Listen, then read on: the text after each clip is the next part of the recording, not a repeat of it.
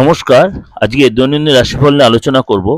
আজ হচ্ছে 20শে নভেম্বর 2025, বৃহস্পতিবার। সারাটা দিন কেমন যাবে চলুন তাহলে জেনে নিই আজকে আপনার রাশি কি বলছে।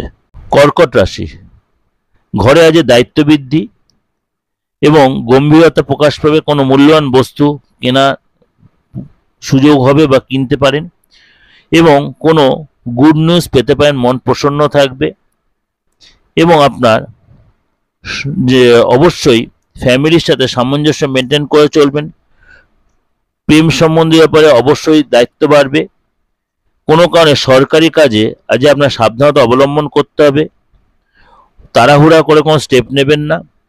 আপনার স্বভাবে পজিটিভ ভাব থাকবে। সরকারি কাজে একটু অস্থিরতাবোধ হতে পারে বা অস্থিরতা আসতে পারে।